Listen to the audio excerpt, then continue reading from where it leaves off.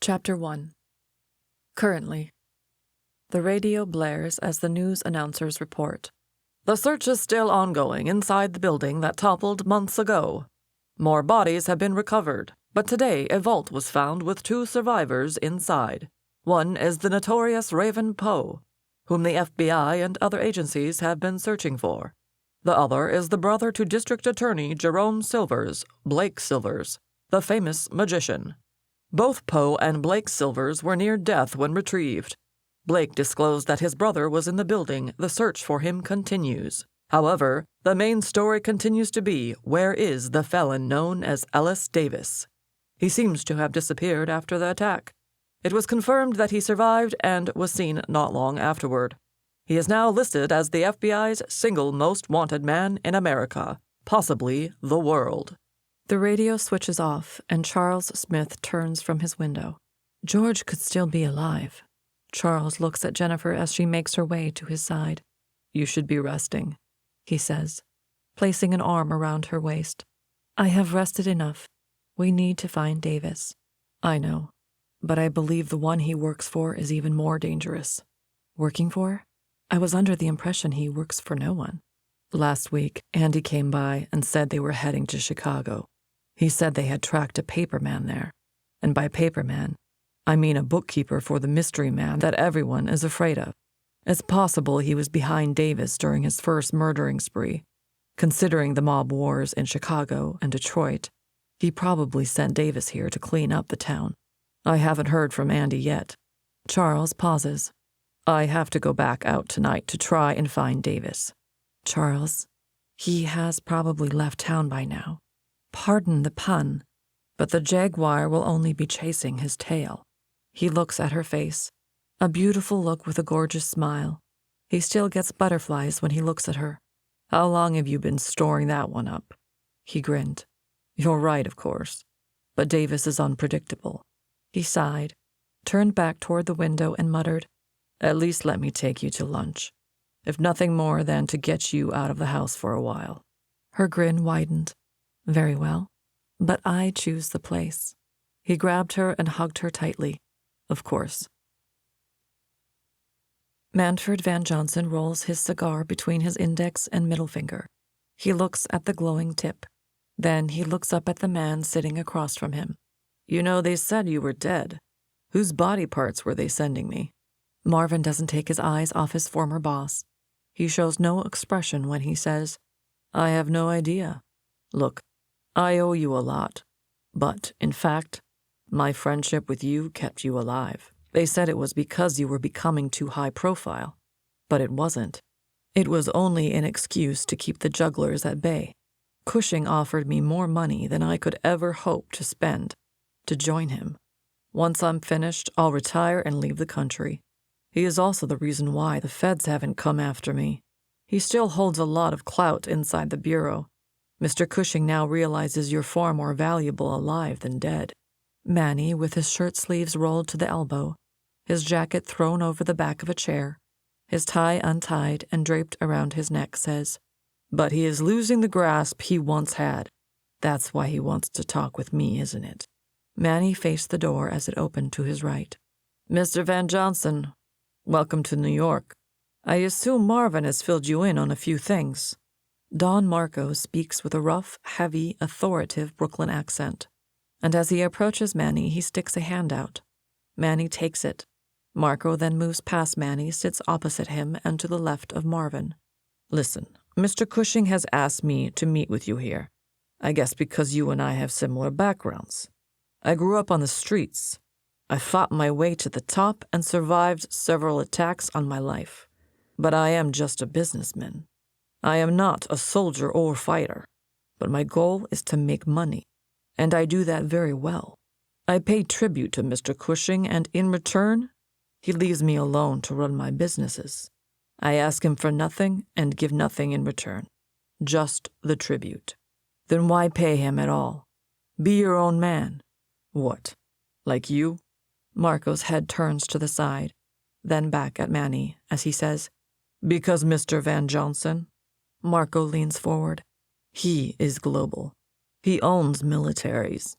I mean, You saw what he did to the building downtown. Those feathered freaks bucked him, and he leveled their building and entire skyscraper. Dropped it. Boom to the ground. You don't mess with a man like that. I thought that was the Davis fellow. Marco sits back now. Come on. The guy worked for Cushing. It's not a secret. Cushing met with him in the building, and then a day later, it was on the ground. The society decided to buck Mr. Cushing. He wanted them gone. Then why does he want me? Why not kill me? As I said, you and I are the same. You're a survivor. He wants you on his side. Let him put you back on top. Just run the business like always. It worked for me. I'm a wealthy man. I can do whatever I want. I pay the tributes and can have anything I ask for. Manny looks at Marco and then at Marvin. He places his cigar between his lips. He remembers sending numbers to try and talk Marco into leaving Cushing, but Marco wouldn't even discuss the matter. Marco is a sizable, broad man, and regardless of what he wants anyone to believe, he is a fighter. He is a warrior.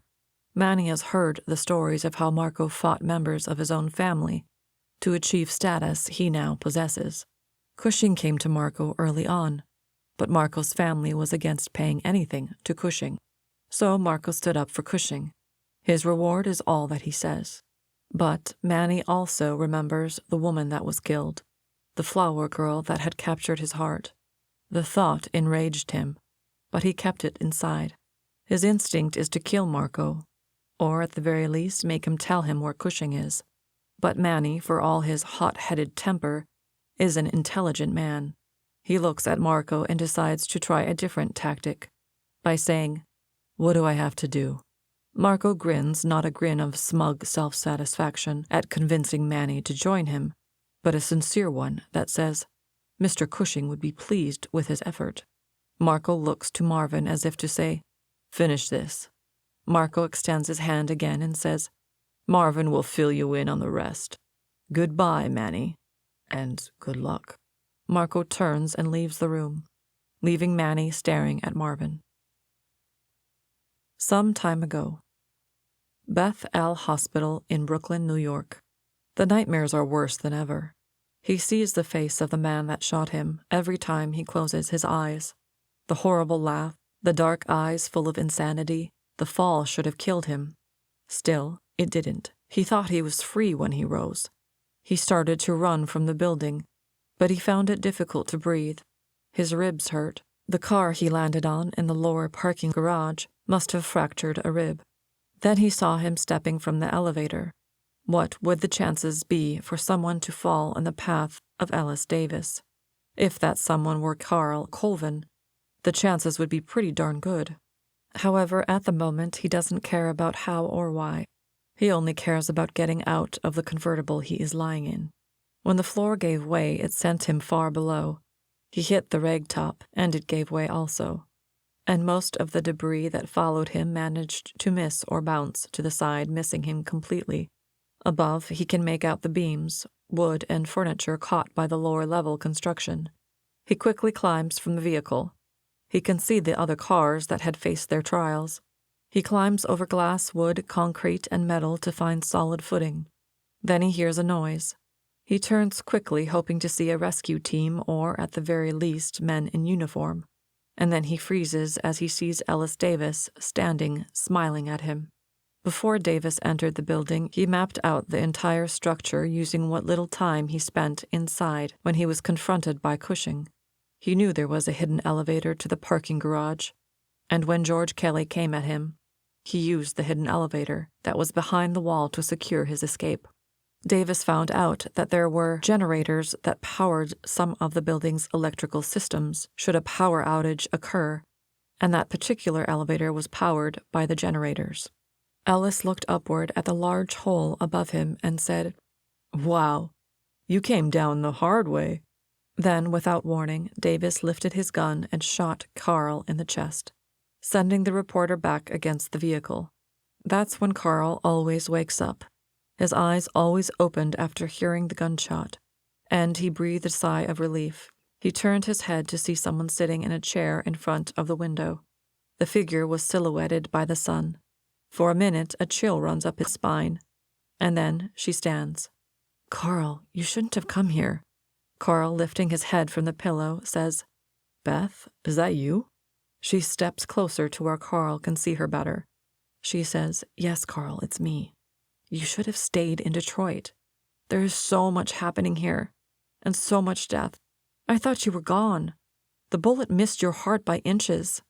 Carl laid his head back on the pillow, his eyes looking at the ceiling tiles. He said, "It was Davis, that lunatic." "I know, Carl. I know all about him." Carl raises his head again.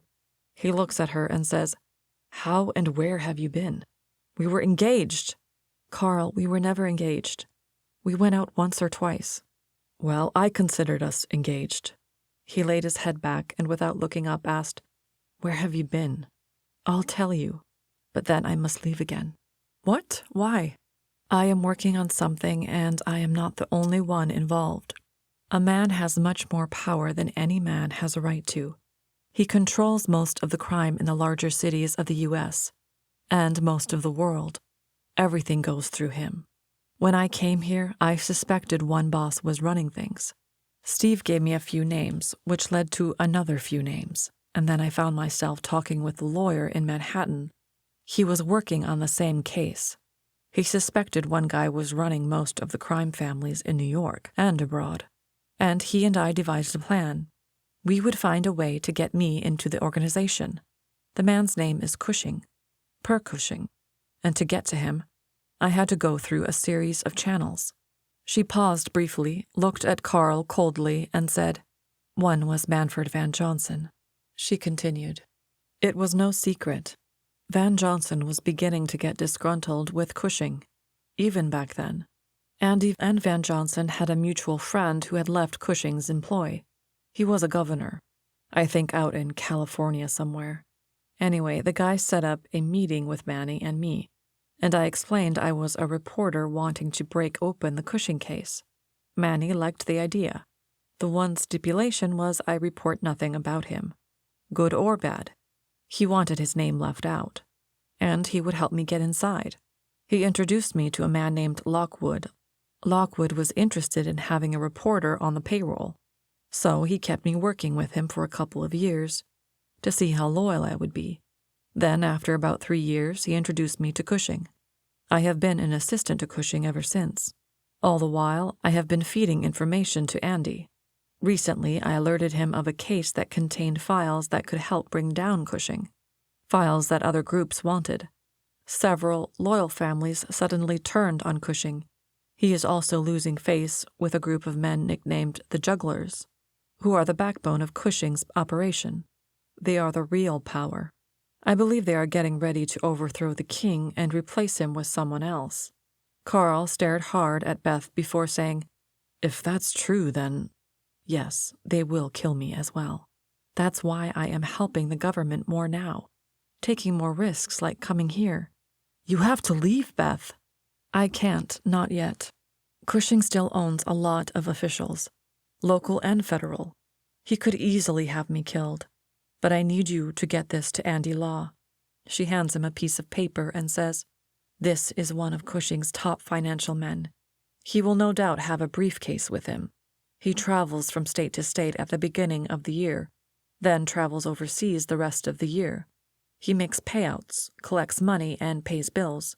You need to find Andy and give him this." "What's this on the back?" She grins and says, "That's Cushing's address in Switzerland."